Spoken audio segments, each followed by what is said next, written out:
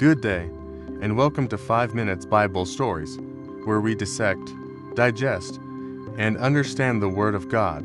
Today, we're diving into the story of a man who went miles to save his child. Can a father watch his son die slowly? With every breath weaker than the last, the boy's skin burns with fever. His eyes flutter but don't focus anymore. In ancient Capernaum, there are no hospitals, no antibiotics, no emergency rooms. This is it. The royal official, a man of power and influence in King Herod's court, has tried everything. The best physicians have come and gone. Expensive remedies have failed. His wealth means nothing now. His position means nothing. He is just a desperate father holding onto hope by a thread. Then he hears the news of a man who can help him. Jesus of Nazareth has returned to Galilee. The same Jesus who turned water into wine at Cana, the same Jesus people whisper about in marketplaces. The official makes a decision that will cost him everything if he's wrong. He hurriedly leaves his dying son's bedside and travels 20 miles from Capernaum to Cana on foot. Can you imagine that walk? Every step taking him further from his child? Every hour wondering if he'll return to find his son already gone. But he keeps walking.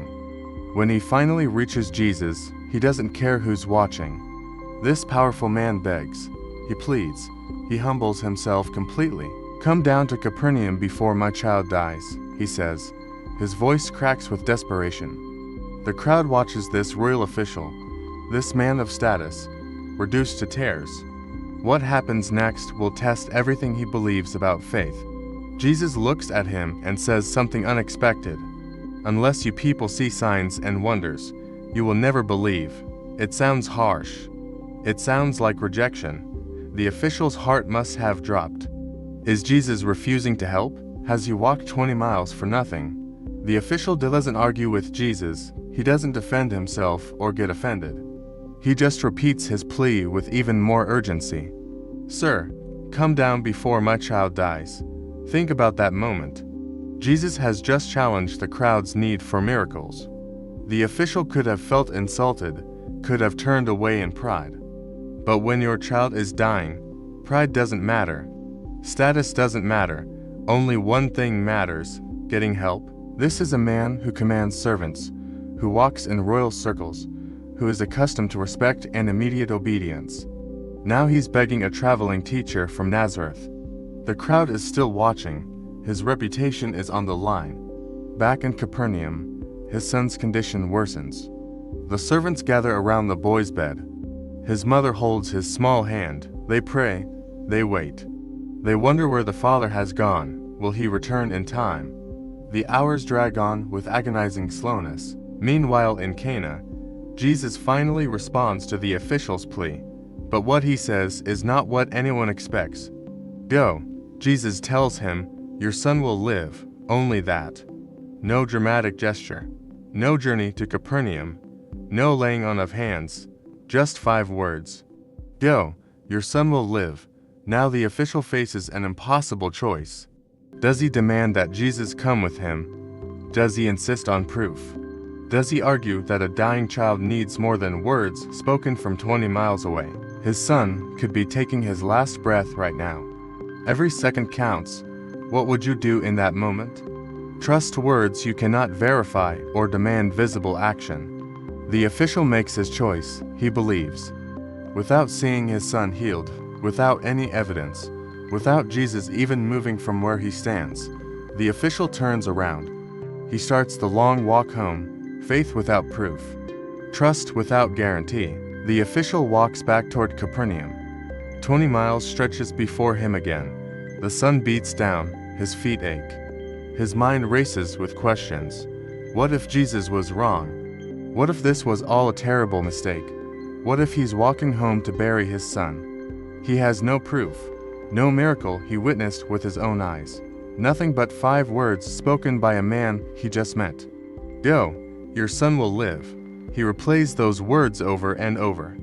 The confidence in Jesus' voice, the certainty, but doubt creeps in during the long journey. This is the hardest part of faith, isn't it? The space between the promise and the proof. The gap between hearing and seeing. The official keeps walking. In Capernaum, something extraordinary happens at the 7th hour of that same day. The boy's fever suddenly breaks, color returns to his pale cheeks. His eyes open, clear and focused.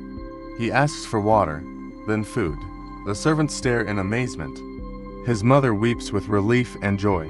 Just moments ago he was at death's door. Now he's sitting up, talking, alive. They don't understand what happened. They just know their prayers have been answered. The official is still walking. He doesn't know yet. He's probably trying to walk faster now, desperate to get home, terrified of what he might find. Night falls. He must have decided to rest somewhere, to continue at first light. Can you imagine that night? Trying to sleep while wondering if your child is alive or dead. The next morning he resumes his journey. Then he sees figures in the distance coming toward him, his servants. His heart pounds. Their faces will tell him everything before they speak a word. Are they wearing expressions of grief or joy? They rush toward him shouting, "Your son lives, he's alive, the fever left him." The official stops in his tracks. Relief floods through him. Then he asks the crucial question, when did he get better? Yesterday at 1 in the afternoon, the servants tell him, the 7th hour, the exact moment. The official's mind goes back to Cana, to standing before Jesus, to hearing those 5 words. Go, your son will live. It was the 7th hour. The precise instant Jesus spoke, 20 miles away, his son was healed. Not gradually, not eventually, immediately. This isn't coincidence. This isn't luck. This is something beyond human understanding. The official realizes what this means. Jesus didn't need to be physically present. Distance meant nothing. Jesus spoke and reality changed. This royal official, this man of the world who had seen power and politics and earthly authority, now understands a different kind of power altogether. He returns home and finds his son healthy, playing, laughing, fully restored. The household gathers and the official tells them everything, what Jesus said, when he said it. How the timing matched perfectly, the whole household believes.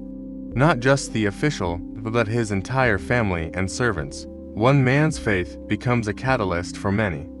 This is the second sign Jesus performed after coming from Judea to Galilee. But it's more than a miracle, it's a lesson about the nature of faith. The official believed before he saw. He trusted Jesus' word alone. No spectacle, no proof, just trust. How many of us demand to see results before we believe? How many of us need evidence before we take that step of faith? This father teaches us something profound. Sometimes faith means walking away from the problem and trusting the promise. Sometimes it means 20 miles of uncertainty. Sometimes it means believing in the gap between the word and the result. What impossible situation are you facing today? What promise are you struggling to believe? Drop a comment below and share your story. If this resonated with you, subscribe for more biblical stories that challenge and inspire. This ancient father's desperate faith still speaks to us now.